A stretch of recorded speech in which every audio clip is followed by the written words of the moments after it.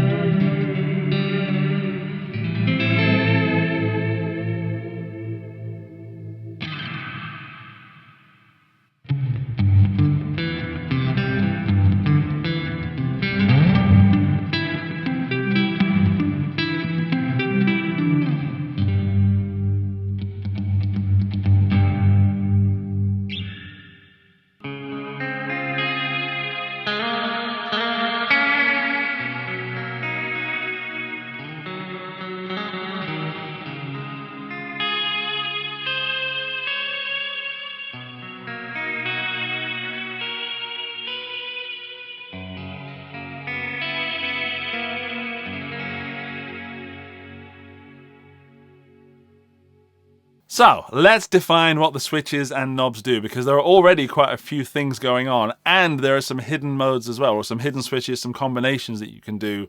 So I'll try to explain them in this video, whilst keeping it interesting and concise. Top row, we've got stuff that most reverb users might recognize. We've got the decay, which is the size of the space in which we're sitting. We've got the filter, which is the tone of the overall tone of the pedal. And then we've got the mix, which is how much of that reverb signal is being mixed with your dry signal. So let's put that somewhere in the middle and we'll play with the decay. So here's the decay at the lowest. So it's kind of roomy. There's that reflection banging straight at you. In the middle, it gets a bit bigger.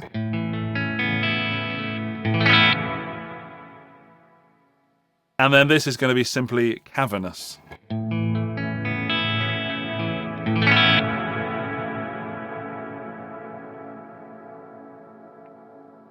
I'm going to turn it down so it doesn't just keep going when I'm talking. The filter is quite subtle. So down here, it's going to make it a little bit darker.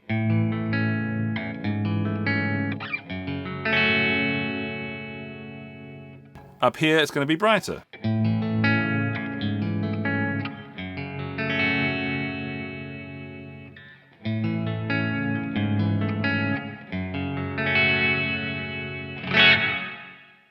And that's almost roomy. So this kind of setting is the most kind of normal reverb. So I've got the decay quite low and the filter's up there and the mix is in the middle. It can get away with being used as a normal reverb. Normal reverb, not something textural. But when you whack that mix up, suddenly that changes everything. Let's bring the decay up as well so it sounds so wonderfully beautiful.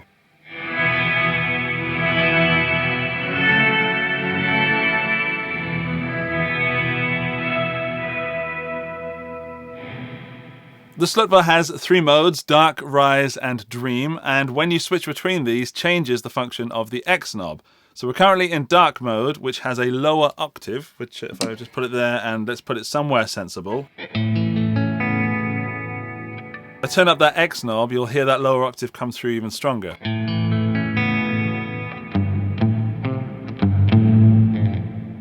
Turn the reverb down and it kind of becomes a little octave pedal.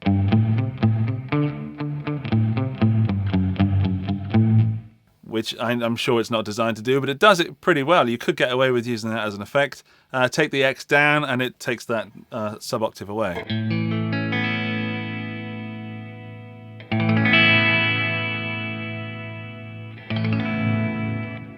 Now you may notice that I've got the depth all the way down. The depth affects the depth of the wave. What wave, you ask? This wave, the sine, the warp, or the sync, which means that this is currently in a sine wave, and this is how deep it is. So currently it's at its most shallow, so there's no warbling going on, to put it in terms I understand.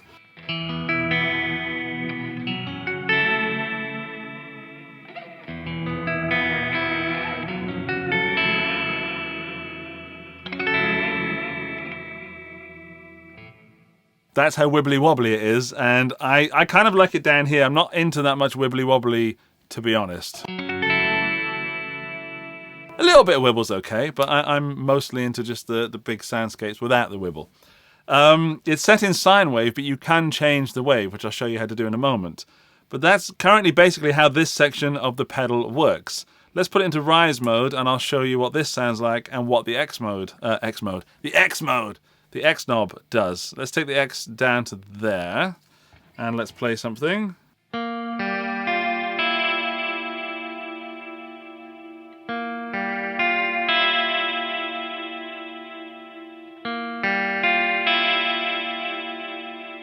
The X knob is quite subtle in this mode, so taking it all the way down gives us no time in between the reverb kicking in. So let's just play something.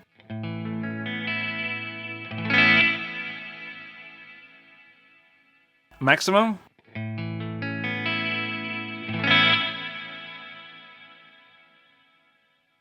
So it's not like there's a delay pedal where you have some huge delay between the note you play and the note the pedal plays back at you.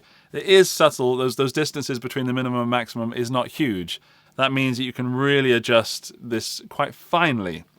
The depth on this mode is also the wibbly wobbliness of it. So.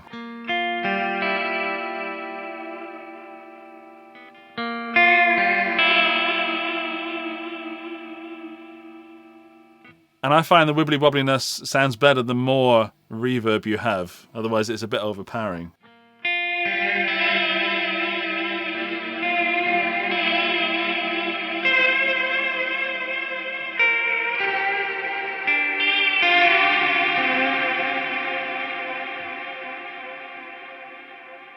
It's huge. So you can really get some great soundscapes with that. I like the rise. It's not my favorite mode at the moment. Let's go to the Dream. The Dream mode is, well, dreamy. Let's set this somewhere usable, about there, and X, put it in the middle, why not? And the depth, let's bring it down to a minimum, or kind of minimum. In Dream mode, the sustain switch can be used as a latching switch, where you can give yourself a little bit of a backing soundscape. So let's make that massive, and give us something nice and warbly, and let's give ourselves a soundscape.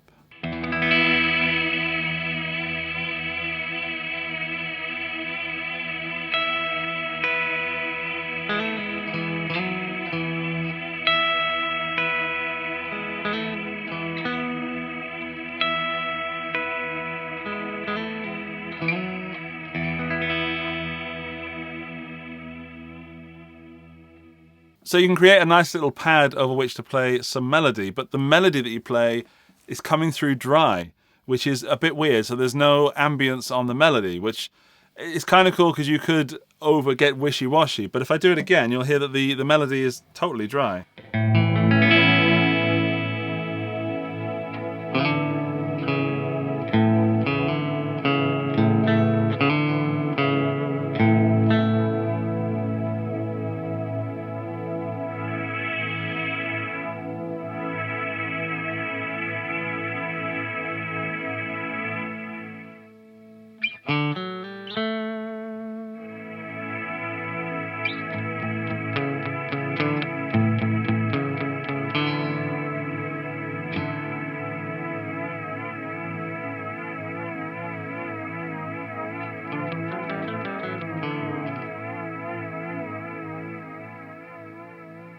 Go away!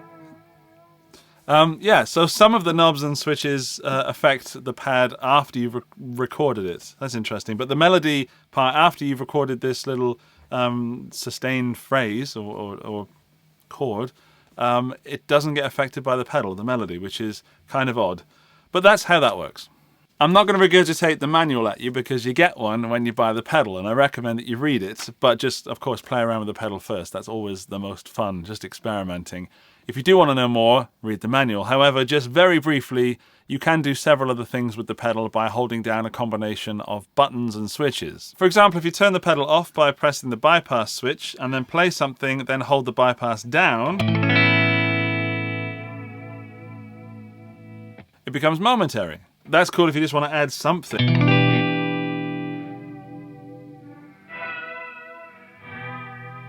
And then the sustain, turn that on. If you hold the sustain down, it ramps up the decay to the maximum. So we've got quite a short decay on right now.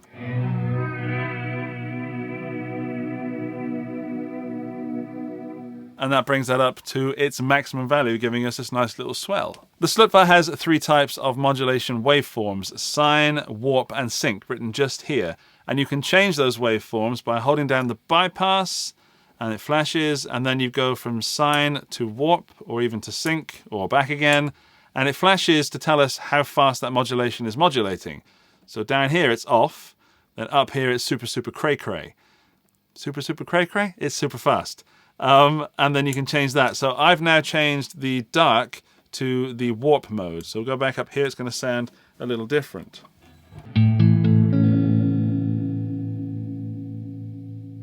So it's very wobbly in a different manner. Putting it onto the sync,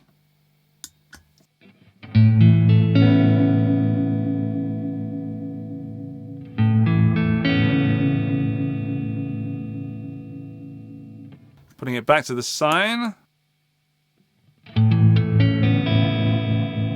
super wobble town. Okay, that's how you change the different waveforms on the pedal. Everything so far is the same as the slur, and the difference with the SLÖTVÅ is that we have presets. So it's the same pedal, as far as I know, just with presets. Now, it's purple on this LED. I'm not sure if you can see that on the screen because it's so bright, but purple means that this has not been saved, so I can do anything and it has not been saved. If I press these two together, it'll give us the green preset. If I press them again, the blue, again will give us the red, but then if I change something, it'll go purple again to show that we haven't saved it. And to save it, you hold them down, and that'll now turn red because that's now the red preset. So you can do all that stuff and then cycle through the presets by pressing both buttons together, giving you 3 pedals in one, I guess. That's good value. And the next part of the video is looking inside the pedal, the part that some pedal builders fear dearly. Maybe. Actually, it's just the part where I get to flex with my drill, because I'm very proud of this one. Okay, so I'm going to crack the pedal open, have a look inside, check out the build quality. I'm not expecting to see a lot because I'm expecting there to be so much packed into this pedal that we can't see anything. But let's have a look anyway and see what happens. What's going on inside? Let's have a look. Lots, but it's flipping tiny. Beautiful, beautiful switches, those lovely little soft switches. It's very well made, it's very well put together. Great parts. It's a Walrus audio pedal, so it should be made with great parts. And it's a tried and tested circuit with added presets. So I would hope by now, because it's been out, the SLÖ came out almost 3 years ago. So they should have perfected it by now, and it seems that that's a jolly good job. Well done, Walrus Audio. It's really hard for me to say Walrus Audio. There's a lot of tongue action there. Okay, I'll put it back together, then we can review the pedal. The SLÖTVÅ is not the kind of reverb pedal you should buy if you want something to emulate an amp's reverb or something that puts you in a space for rock and roll. If you're more prog, if you're more shoegaze, if you're more experimental, the SLÖTVÅ is something that you should be considering because it's got that slur tone, but the added benefit of having 3 presets means it's much more useful live. I guess you could save your favorite presets for studio as well and then come back to them later for reference. So if you want to save your favorite and then fiddle around, you can do that. And also it's got this sort of panel mode where if you were to fiddle with the knobs and then unplug it, it would revert back to the saved mode when you switch it back on. So there's that. I love it. I think there's a lot of useful stuff in here. I'm not a massive fan of wobbliness most of the time, and it made me change the way that I play a little bit, which is challenging, which I always like. It's coming in at just over €200 and around the same in pounds and dollars, and I think that's more than acceptable for a pedal that does this, because you can base your whole rig around a massive reverb. That being said, it wouldn't be the only reverb I had, because it can almost do like normal reverb when you put the depth all the way down, and you could get away with it, but this really, really is based on something more ethereal, something more experimental. To sum that up, if you are looking for an experimental reverb soundscapey pedal, then the SLÖTVÅ should be very high on your list of pedals to consider. The only time I don't think it should be high on that list is if you already own the SLÖ. This is a SLÖ, as far as I can tell, with just added presets, and I think that might not be enough for someone who owns the SLÖ to spend the money again. However, if you're playing live and if the SLÖ is a real sort of the bones of your tone, one of the main pedals you use, then absolutely an upgrade to this pedal could be useful. It's just that extra money might sting a little bit. Another thing I like about it is the form factor. I've played a few other ethereal soundscape pedals, and this one seems to be the smallest of all of them.